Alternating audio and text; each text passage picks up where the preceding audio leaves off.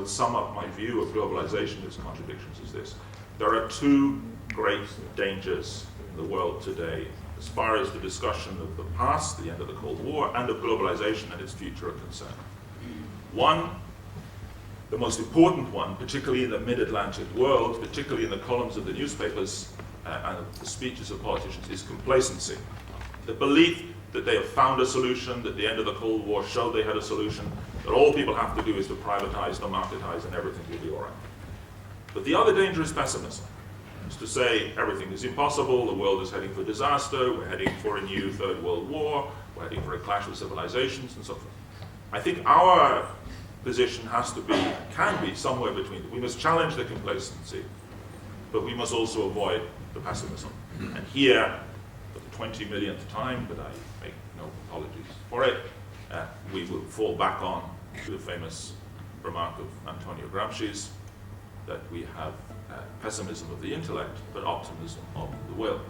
And I think faced with this global complacency on the one hand, and this pessimism of the right and of the left, we have to find an optimism of the will based on our analysis. Hello, my name is Shaun Matsheza, and you're listening to History in Action, 50 Years of Activism and Ideas, a counter-history by the Transnational Institute. Over the course of 5 episodes, we'll cover some of the major moments that have shaped the international left over the last 50 years. It's a story of ideas, movements, and personalities that have shaped the world today. It's a story of the rise of new forms of capitalism and authoritarianism. It's also the story of a global progressive think tank, the Transnational Institute, or TNI.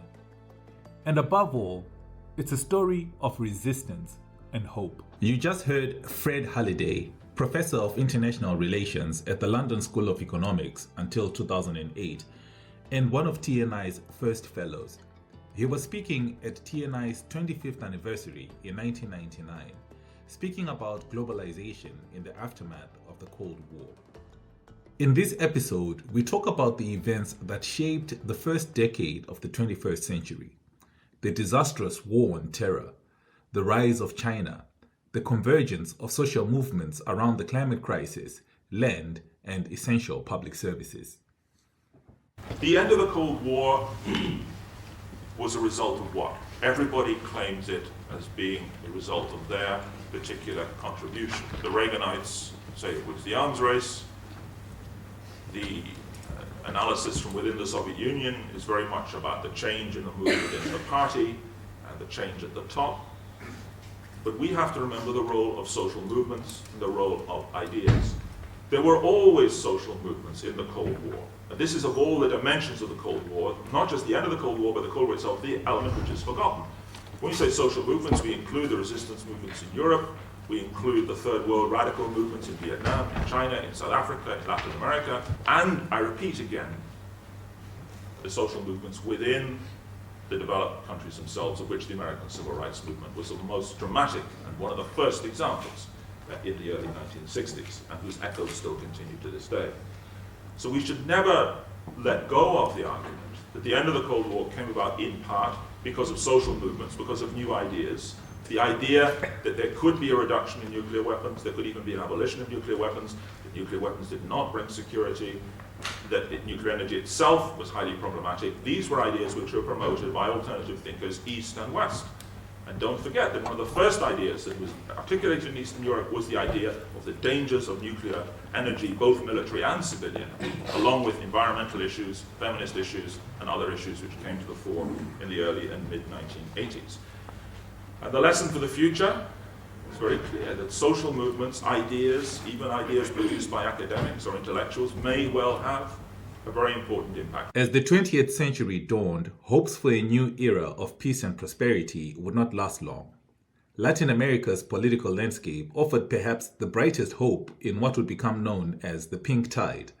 But across the world, big businesses responded to pressure from sensible regulation by grabbing resources and land in harder to regulate parts of the world.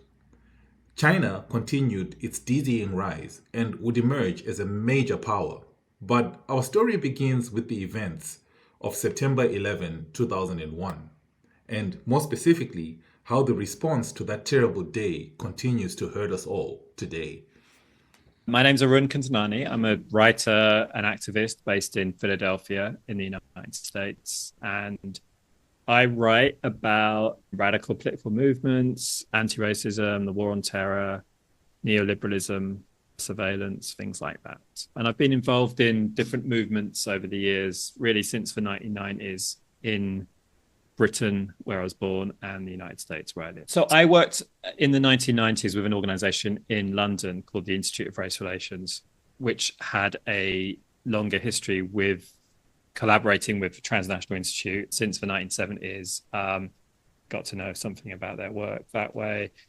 But I really became involved much more closely, I think, in the 2010s when I started to work with TNI on how the war on terror was shrinking the space for social and political movements during that time.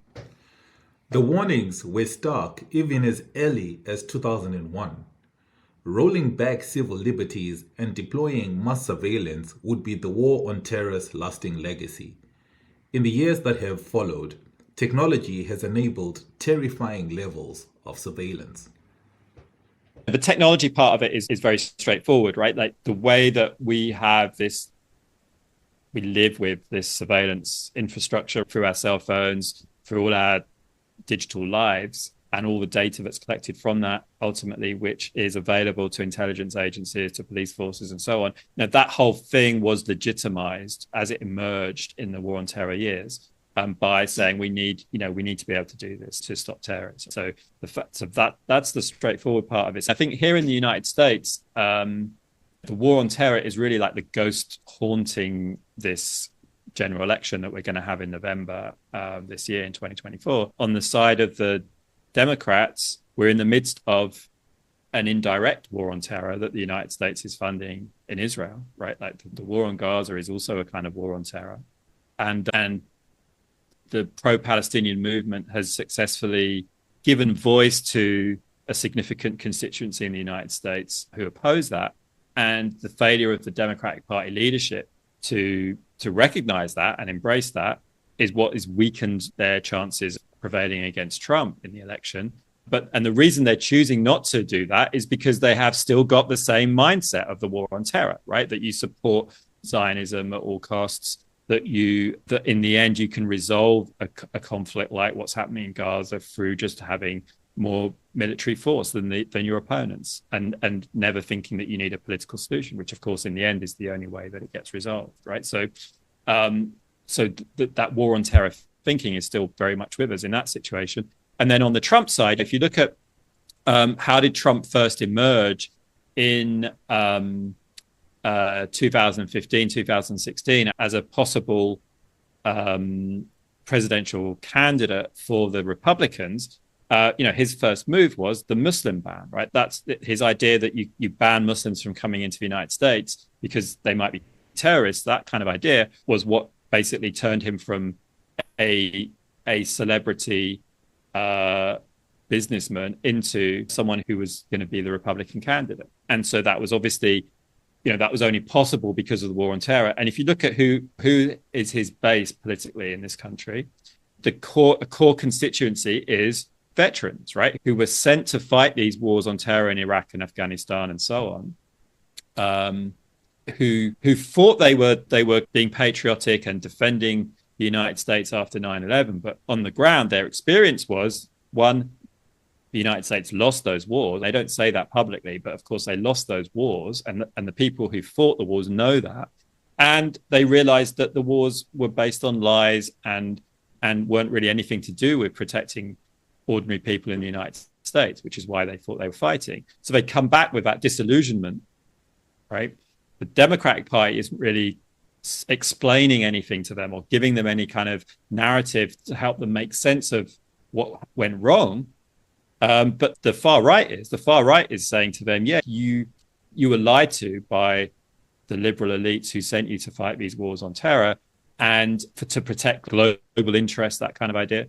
And now actually the real war is at home against the immigrants and against the Muslims and so on, right? And that was essentially the core message that Trump, built his movement around, and that still might get him back into the White House in January. And so, again, it's the war on terror that you can't, as a country, you can't send lots of your own people to fight wars in other parts of the world, cause the deaths of over 1 million people in Iraq, and then just when that feels like a chapter that you want to move on from, just pretend it never happened, draw a line under it, and hope that everyone forgets, right? Like that, it doesn't work like that. These things come back in all kinds of ways that you can't control. And that's why it's a haunting, right? We're haunted by that. We've never fully come to terms with what it means. What does it mean that the United States is the kind of country that's able to carry out a war of aggression that kills 1 million people, right? We've never had that conversation in any serious way. We've never had a conversation about what does it mean to transition out of that kind of way of thinking into a society that organizes itself around caring, not killing, education, healthcare, and so on, right? That's the conversation that we ought to have had coming out of the war on terror and trying to reflect on some of its lessons. Obviously, the Republicans go in a different direction. The Democrats have never wanted to have that conversation. As neoliberalism entwined people and politics around the world, it enabled businesses to tighten their grip globally, ripping land and resources from the global south and subverting environmental action in the global north. Fortunately, international movements were also consolidating. This was a global trend within the movement. The climate crisis was becoming more and more evident. So at the same time as Enlazando Alternativas was happening and this tribunal was happening, the global movements were coming more and more engaged in the analysis, resistances, and proposals to solve the climate crisis. So I remember in 2009 in Copenhagen, there was again, at the time it was the biggest mobilization. Then there were other bigger, but at that time it was like bringing together Enlazando Alternativas organizations, HSA organizations, and global organizations on the climate justice movement. The concept of climate justice, even though it existed before, it was stronger and more adopted within the organizations. And after Copenhagen, it was the Mother Earth Summit, the Rights of Mother Earth Summit in Bolivia in 2010. So I think it's nice to see together those different trends coming, no? We have the Enlazando Alternativas one and all this debate on climate change and how it became more and more evident that the need was system change, and the actors behind the crisis were the same actors that we were judging in the tribunal, were the corporations. So it was not delinked. It was actually more and more clear that we were talking about the neoliberal model, the capitalist system, and the role of corporations. So when I came to TNI in 2011, the idea was to deepen into that perspective, the resistance to climate crisis with the systemic analysis and how to, put on the responsibility of the transnational corporations in the climate crisis. And at the same time, TNI was already doing time ago the work on land grabbing. So if we were looking from the perspective of climate justice, the use of land needed the grounding, the use of resources needed the grounding and the justice lenses to think on alternatives and real solutions. So it was like evident that both areas of work needed to come together. In terms of history of the agrarian justice and land, the right to land work, what I can say about that is that it was a very interesting work of bringing together, again, the bridge, no? The bridge between scholars, activists, and activists from the movements, no? We have activists in the academia and activists in the movements, and how to bring them together. That's something that the project at the time, the Agrarian Justice Project at the time, made clearly and radically. And the capacity of putting on concepts about justice, about the use, management, and control of land was a way of giving tools to the movements to reclaim their rights. And that bridge was what TNI was doing, bringing those concepts and making them tools for the resistances. And that, of course, was key with movements like Via Campesina, because that's the global movement of peasant people. So they were key in that exchange. But without the trust that TNI had built with the movements, that bridge was not possible. So I think that is key, how TNI can build bridges, because it has built the trust over the years. Otherwise, no one will come to an invitation from an institute in the Netherlands. It's because the institute represents radical ideas that serve movements.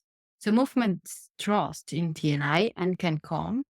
And then with the land work, that bridge was very clear in linking with academics. And as I was saying, providing with concept, tools, ideas into the movement, into the peasants' movements. And also because of the existing alliances, as the ones that I was describing with Enlazando Alternativas and all of that, it was not only with the peasant movements. We could bring together other movements into that discussion. So that's when I came to that point, because, yeah, it was easy to talk about real solutions to the climate crisis, environmental justice and agrarian justice together. And then also, like, that bridge did have different entry points with more movement. I will say that was more clearly happened in 2015 with the COP in Paris. But of course, it's a process, no? And I would say, and that moment, the process had a turning point to bring together the agrarian justice, environmental justice perspectives, the academics with different movements. And he and I was at a privileged position to do that because of what I was saying, the trust that has been built for over the years. The perspective, people knew that TNI had a radical and critical perspective and a lot of work on transnational corporations and on analyzing the neoliberal model on how it is critical for people's everywhere, not only in the South. So the possibility from the movements in the South to relate to affected people in Europe really made a difference to build that trust. Bali 2008.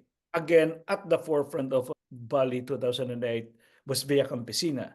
At that time, Via Campesina was being headquartered in Indonesia. So there was like this convergence of shift from WTO and then transitioning into climate justice struggles.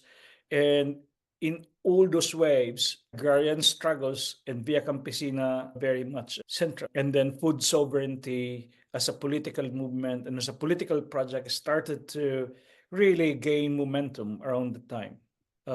So that's one push in which TNI started to look closer into the importance of that.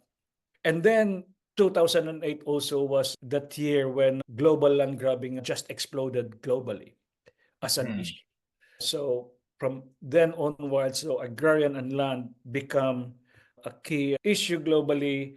And TNI 2000 and TNI, my work and Jenny's work on land became foundational in that sense, and so we started to produce primer on land grabs and ocean grabs and water grabs that became some of the most downloaded papers in TNI around that time. So it become very important kind of framing and reshaping.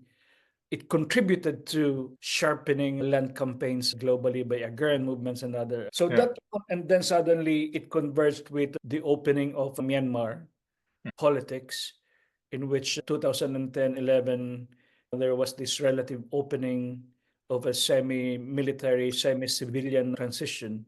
And TNI was already there. And then one of the biggest issues that during that opening is land. So we were mobilized to go there. And so the rest is history. It became an intertwining of the Myanmar program, in which land is so central, and then globally with the land grabs and everything. So around that time, from 2008 to, I would say, a decade after, became quite central. The work of TNI became quite influential and important in global struggles. Many Latin American states turned to the left in the early years of the 21st century, in what's often referred to as the pink tide. But behind this tide was a way of approaching movement politics that much of the rest of the world would soon come to learn from. Brennan is a popular educator and political activist working with TNI since the early 1990s. She focuses on international governance, the role of transnational corporations, and efforts to hold them to account. Of course, there have existed strong relations of movements in Europe with Latin America all through the years of the dictatorship, and also in the new situation here in Latin America, in creating a new politics, a politics for alternatives to a neoliberal model. In Europe right now, we need actually a convergence of movements' efforts on a continental level, because until now we do not have a movement dealing with the current crisis at a continental level in Europe. And we take a lot of inspiration from, for example, the continental-wide struggles that we're here in Latin America against dictatorship, but also the continental-wide struggle against the imposition of the free trade agreement of the Americas, and the victories that the people achieved in rejecting that. It has demonstrated very well that a continental-wide movement can be built, and I think from Europe we look to that inspiration in Latin America. I don't know what to sound wrong when we say that Latin American movements influence the whole world. Being Latin American, I want to keep humble in that sense, and I think in the idea of international solidarity, we all take influence and take inspiration from other regions, and we learn from other regions' mistakes. And maybe that's a way of seeing what has happened with Latin America. No, I wouldn't say the big influence. Yeah, it's part of this international solidarity flow and learning. And of course, if we look at the history of the military coups in almost all of the region, and then the different struggles for liberation in different countries and regions. And I'm talking, around the 80s, 70s. My country is an exception. All of that was an inspiration, I think, for the world. And all of that brought a lot of solidarity from many people who migrated in exile to Europe, and from also people from Europe and other parts in the world who came to the region to support the struggle. So I think in that sense, Latin America has had the privilege of being visible in the struggles. And in the most recent history, the victory against the free trade area of the agreement of the Americas, was a big achievement, because it was defeating the US in a political and economic project in a moment of absolute hegemony. So that's maybe why it became so inspirational for us in the region and for the world. Maybe, yeah, it was, I think, in the recent history that was meaningful to defeat the US in that political and economic project. Of course, there are other moments when movements have done that, and peoples and state to bring your question together. That defeat was possible because of the mobilization that brought together millions of people against the proposal, the model, but also because of that mobilization led to changes in governments in some key countries. So the so-called pink tide was key to make that defeat happening. And I couldn't see separately the movements and the governments at that period. Even though the policies and the reality afterwards had a lot of complications, the fact that those governments were in place and stopped the FTAA was also a result of mobilization, resistances, and organized movements. So I think that's what was so inspirational. Then history has given a lot of turns up, down, around, and we are facing on, or we had faced the pushback from the right wing, the mistakes from the governments as well, the internal disputes that show that it's not only a matter of government, but it's also a matter of power. And then the fact that movements have been able to keep together the resistances, the ideas, and the proposals in light of all of what's happening, I think that's what I find key. So, yeah, maybe it is the political formation understood as a process, as a long-term process. But I think it's also the tradition of alliances. And building alliances is very difficult. Building trust among movements is very difficult. But to be able to keep those alliances, despite the differences, in light of a bigger goal, is something that has been key to keep together the movements and to try to keep the strength, even in dark moments when the right wing has kicked back really hard. And right now, I would say we are at a moment when we are in permanent dispute. There are some governments that give a light of hope, but those governments themselves are under a lot of pressure.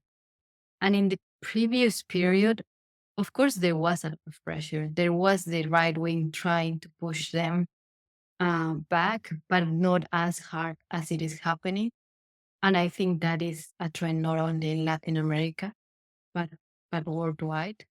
How the conservative values are so in there that is really hard for organizations and movements to confront the pushback.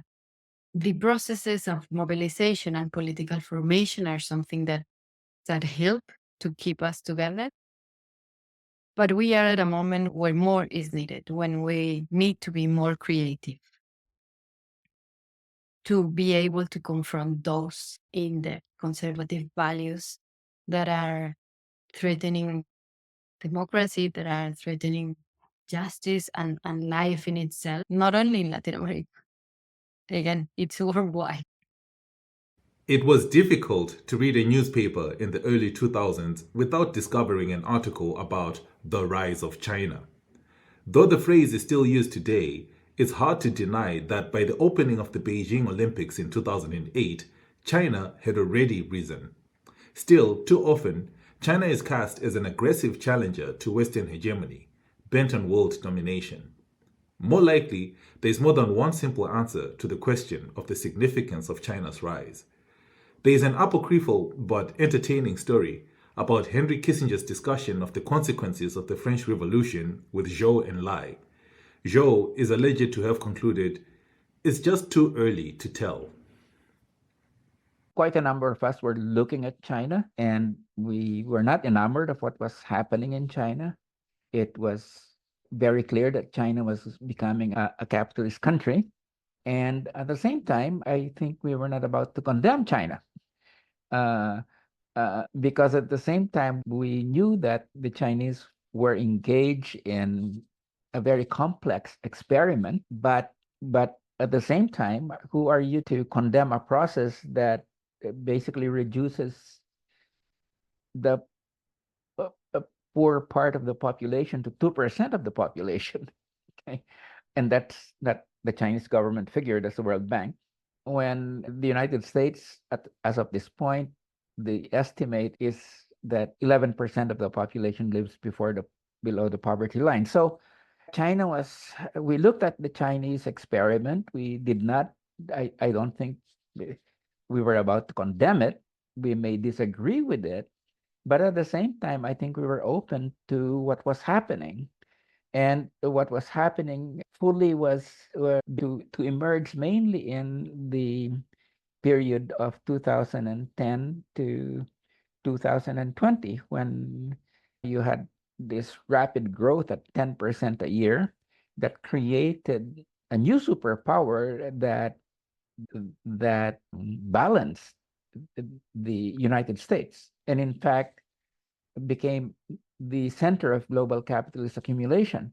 But knowing at the same time that many countries in the developing world were assisted by the emergence of China, not only in terms of aid, not only in terms of investment, but also in terms of offering a model for rapid growth and poverty reduction, that many aspects of which we disagreed with, but at the same time, how it was something that you may disagree with, but at the same time, you had to appreciate the fact that China's rise had changed the world.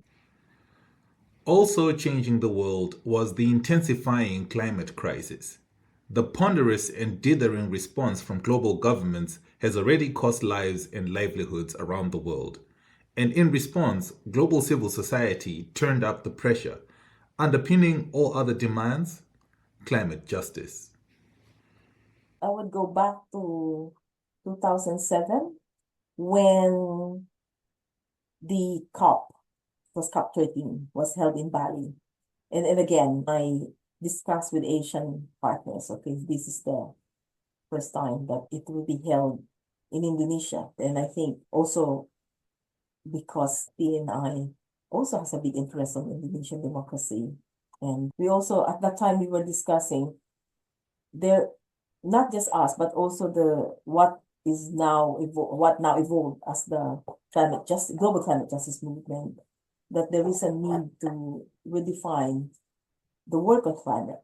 And for many people in the global south, you have also the similar experience that the fight for climate is also, or arises from questioning the global economic model, that this climate frying development model that serves the global north countries and created many unjust forms of relations between the north and south.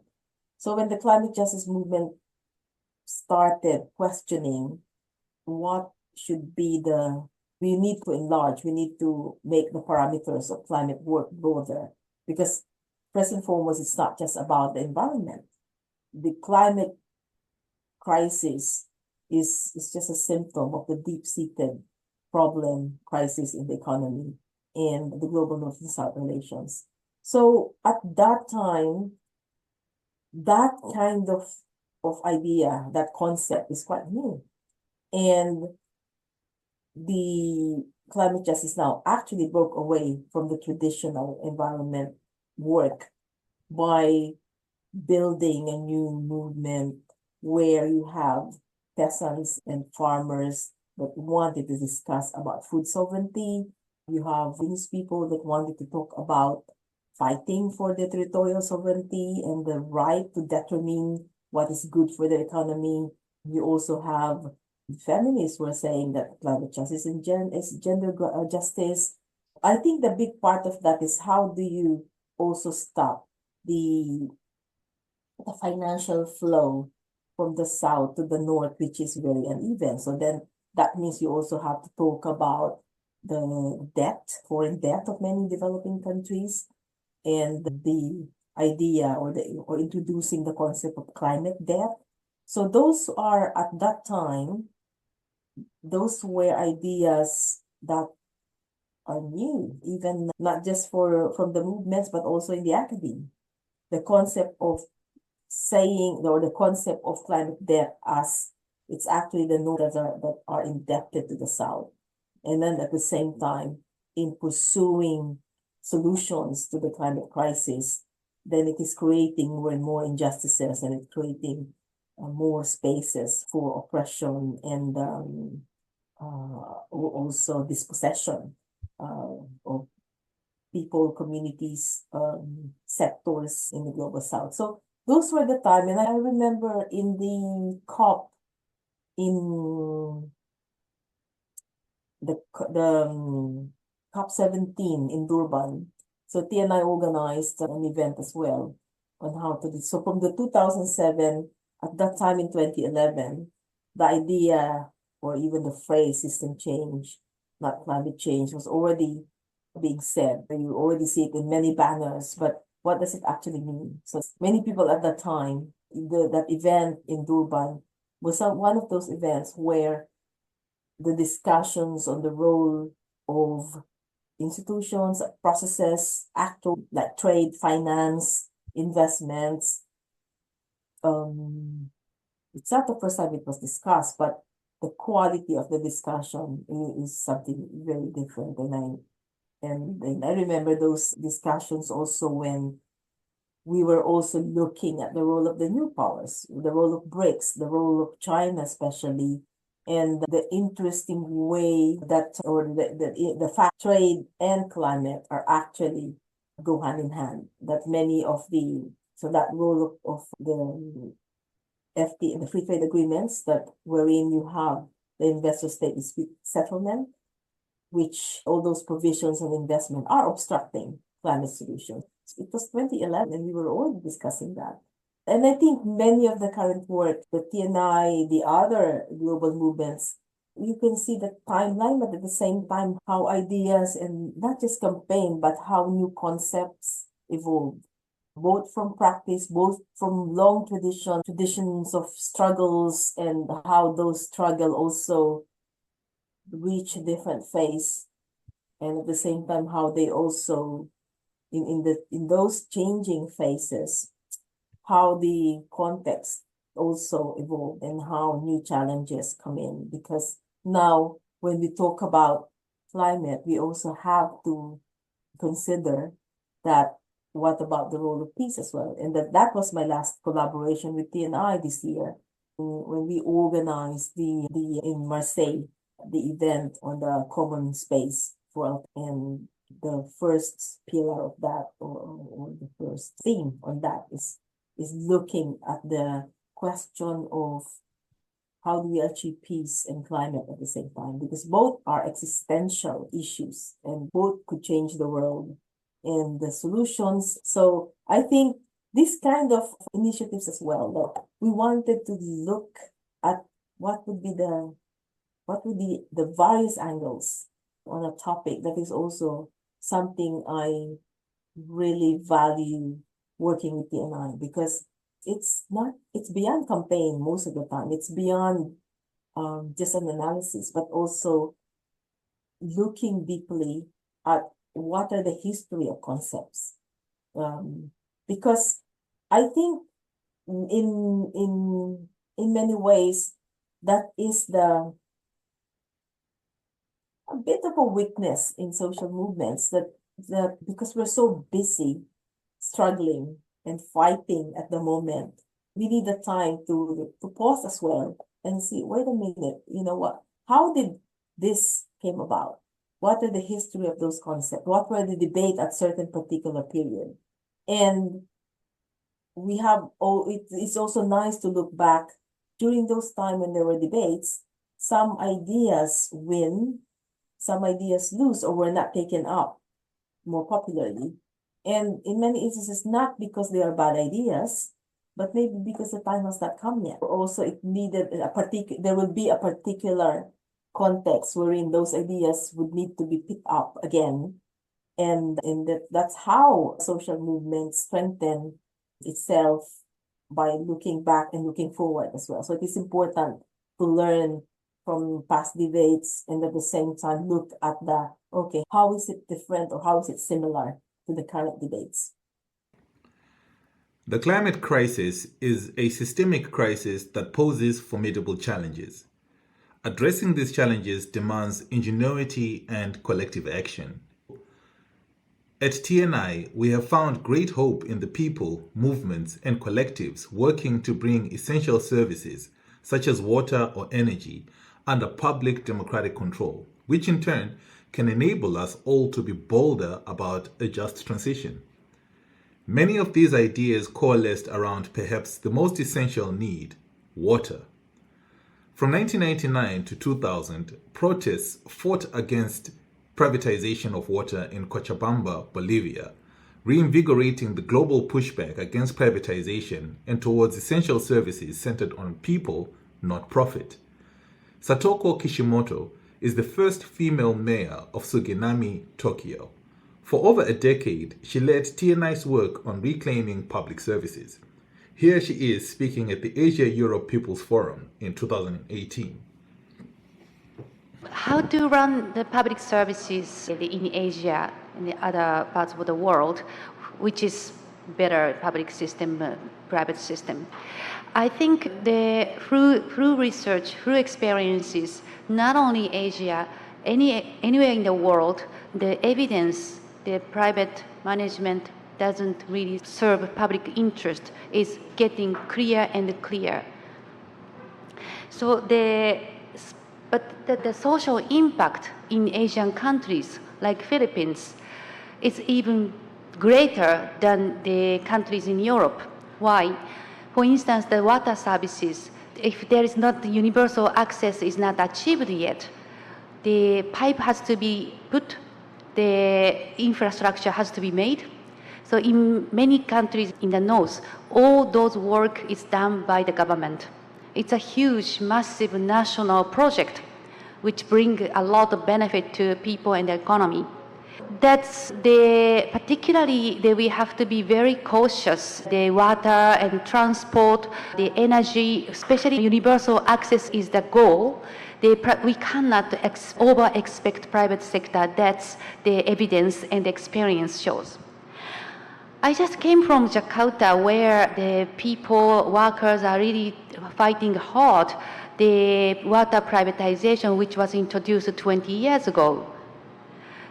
The water services in Jakarta has proven not only the poor services and very expensive, but also we are facing the huge problem of the power, the contract between the companies and the states. It's very unfair. It's designed by design, creating more the public debt. Then eventually, what is difficult is to stop such a very bad contract for the local authority and people. Once you enter the privatization, it is very difficult to stop or terminate. This is a lesson everywhere, not only Jakarta, but the world. So we, as citizen workers, be very cautious in what kind of services, how to finance infrastructure, which everybody needs to make a logical choice based on a lot of lessons we shared. I think the public alternatives work accompanied the beginnings of the entrenchment of neoliberal principles, because I think neoliberalism, as I always understood it, was deregulation, privatization, and financialization. Those were the three pillars of neoliberalism. So privatization was a critical one. And what you saw with the WTO rules, for example, was all kinds of obstacles to keeping things public, firstly, so a push for privatization. And also the role of the international financial institutions, I think, are also. But anyway, there was through neoliberalism, through the WTO trade agreements and the international financial institutions, there was pressure to privatize everything, outsource and privatize. That was very much the model of neoliberalism. So TNI began work, I think, with reinventing the commons. I think that was the first time we started looking at privatization in a serious way. And then in the early 2000s, we began work on two fronts, on water and energy, and also on the General Agreement on Trade and Services, GATS. So we were also one of the first to really look at that, about what was being pushed for in terms of turning all services into private services. But in particular, we looked at water and energy in terms of building movements there. So, Satoko Kishimoto joined us, I think, around 2002. And Daniel Chavez also arrived at TNI around the same time. And Satoko basically built this really remarkable international water anti-privatization movement, together with Maud Barlow, and there was a whole global network, but trying to always look at what do we want. I think that was really good about Satoko always, was less the work on the privatization that was taking place and more on how do we stop it and what would we want if we could do that. So that was Reclaim Public Water, that little booklet that was updated and translated into 15 languages, but it was very much representative. It wasn't a book, it was more a reflection of the views of activists from around the world. And every time the book was published in another language, so the cases and the voices and the testimonies from the region of that language was added to the book, and it became this kind of living document. And it also showed the growth of that water movement. And then on the energy front, we started with the Sustainable Energy and Economy Network, which was also linked to there was this Durban meeting around the Kyoto Protocol at that time, but focusing on energy poverty and how to address that in a renewable way. And this was this TNI IPS project in the mid-90s. We then took on a very international energy project, which was brought to us actually by someone who had worked for both ends, and they had run out of capacity to manage the project, and they brought it to TNI, which was looking at energy systems in different parts of the world and debates about how to keep energy public, but also how to shift from nuclear to non-nuclear. At that time, nuclear was still very controversial then, and from fossil fuels to renewable energies. We then also took on the Carbon Trade Watch project, which was a couple of people who had been associated with Corporate Europe Observatory who wanted to start work on criticizing carbon trading. And TNI was really pioneering with that work. And we were heavily criticized originally for even taking that was irrelevant and unimportant, and we were undermining possible new solutions. But this basically exposing the nonsense of carbon trading, that it's basically like squeezing a balloon. You squeeze it there and it pops up somewhere else, but it doesn't actually change anything. It's the same pollution being moved around the world and companies still profiting, literally from hot air. So there was the carbon trading project, and then out of that came this notion of false solutions. And then ultimately, we started to work on agrofuels as one of those false solutions, and we worked on many others. And today we talk in broader terms about just transitions, or what a just green industrial policy could look like, or how do you shape a just green economy. So that's been the kind of trajectory of the energy work. I think also today we still very much focused on public power, so showing the failures of that privatized energy can never solve the energy questions. It will only generate energy that can make a profit, which means a whole lot of people will be excluded.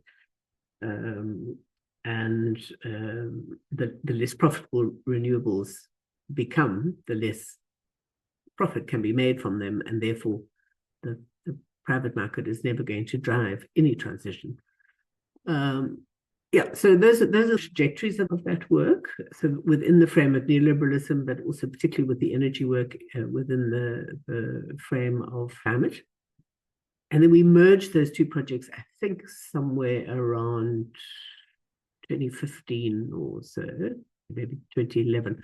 But they came together as what we tried to reshape it as public alternatives generally, to give us the space to also look at transport, health, other questions of public services, and also to fight back against the EU directives that were intending to go the privatized direction, the kind of corporate rules that were mitigating against a public approach as opposed to a private approach. I think also what we saw there with the public, the emphasis on the public, is that also these are public assets, so they're commons. They should be owned by no one and regulated by the state for the common benefit. And then even if you're not a socialist, you should see these as services that are necessary for the reproduction of our societies, so whether it's taking care of children or providing basic energy or life-giving water or whatever, these are not things that should ever be controlled by private companies in the interest of those who can pay for those services. And we started mapping where it was clear that the private sector withdraws from public things that should be public services, that they withdraw from it when it becomes unprofitable, and exposing that and mapping where what we called remunicipalization, but that there was in fact a momentum, a trend to take public services back into public control and ownership. And that public control and ownership is also important because it's not just that it's state-owned, but that it's democratized, that states are working with communities, with the people for whom those services are intended, to improve them, to shape them, to have a say, the form that they take. But in the latter half of the 2000s, storm clouds were gathering. At the time, some predicted that the fallout of the gathering disaster would lead to the further hollowing out of essential services in the global north and the resurgence of authoritarianism around the world. They were correct. Howard Wachtel is Professor Emeritus of Economics at the American University in Washington, D.C. He was the first coordinator of TNI's Global Economy program. Speaking to Eric Hymans in 1999, Howard made a prediction that would prove startlingly accurate. My prediction is the next region of the world to see the kind of financial disturbance and vast scale is Europe. That's the next place that this earthquake is going to hit. And these are monumental issues. The consequences are starting inflation or the negative consequences. And the elites walk away clean. In the next episode, we discuss the fallout from the financial crisis, shrinking space for civil society around the world, the rise of authoritarianism, and the massively effective mobilizations against corporate power and trade abuse. You've been listening to History in Action, 50 Years of Activism and Ideas, a 5-part miniseries by the Transnational Institute on its 50th anniversary. If you enjoyed this episode, please leave us a review and subscribe wherever you get your podcasts. You can discover more about the Transnational Institute at tni.org. Please consider supporting our vital ongoing work at tni.org/donate. Interviews for this podcast were conducted by Shaun Matsheza, Daria Gorshenina, and Denis Burke, with archival interviews by Eric Hymans, Fiona Dove, Geoff Arbon, and Brid Brennan. The series is edited and produced by the Transnational Institute.